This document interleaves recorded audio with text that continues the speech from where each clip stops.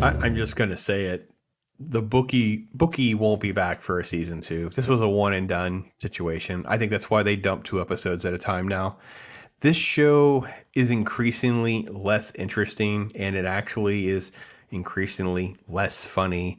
They have lost the script on all of their characters. I don't know what's happening. It has so many great moments and elements, and then they're always derailed by something else. And I feel like when I looked at the fact that Chuck Lorre is attached to it, to me it explains the fact that it's the big swinging guy in the room, so no one can correct him and tell him that he's not being funny or he knows what he's doing. And that if they probably gave Sebastian Maniscalco more control, because the first couple episodes felt like Sebastian Maniscalco comedy and skits and what he knows and loves. And then it has gradually eroded into now almost like a dramatic piece. So 2 more episodes dropped. The first one is about the Super Bowl. They, of course, made a ton of money in a historic Super Bowl that was 9-0. The kicker scored the only points as the MVP. So they made over $3 million.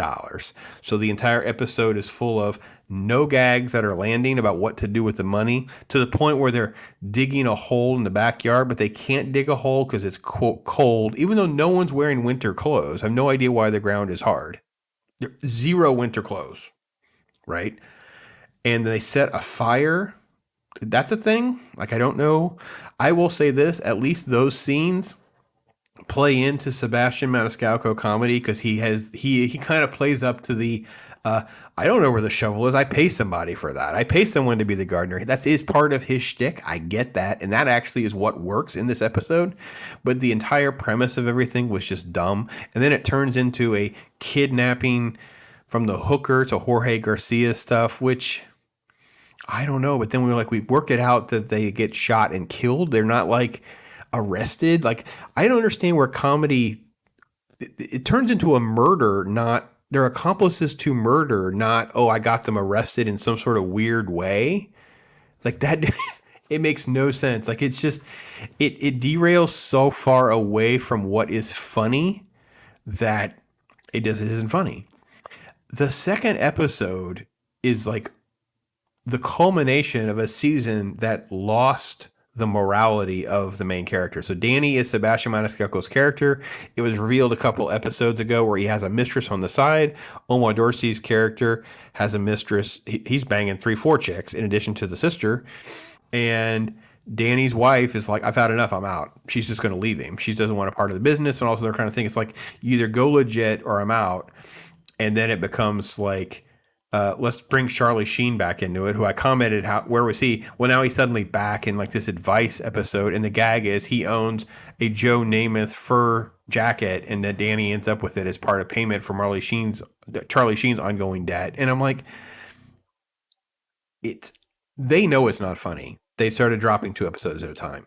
They know it's not funny, but no one had the guts to tell Chuck Lorre that it wasn't funny. It just still got made. I don't know if this is pre-pandemic agreements for Sebastian to have his own show, and now they can say they tried. And if so, they probably screwed him, because there are moments that showcase how funny and good and talented he is, but there are other things that totally are off the character. And that's what's ruining the show. So my point, it's not as though these episodes, this is not the worst TV in the world. That's what makes it frustrating, is that it gets so close to being very good and solid, and then it always gets in its own way.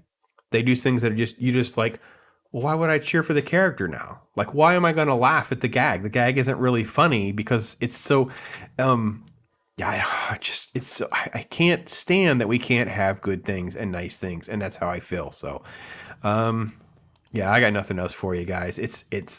I'm so let down again by a show that had some promise that it kind of negates even me talking about positives. I didn't even pull it up. I don't want to even sit here and try to rehash the good moments with you, because at the end of the day, I'm well, it's going to probably be canceled and it's not going to matter. It's going to be one of those forgettable shows that had some funny moments here and there. And at the end of the day, it's this 2-star out of 5 or 2.5-star out of 5, with a few episodes that are better than others and a few moments that are better than others. And it's well, what could have been?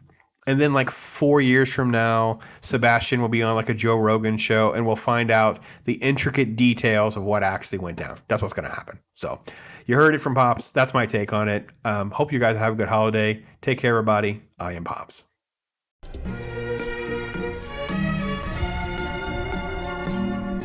Yeah. Right?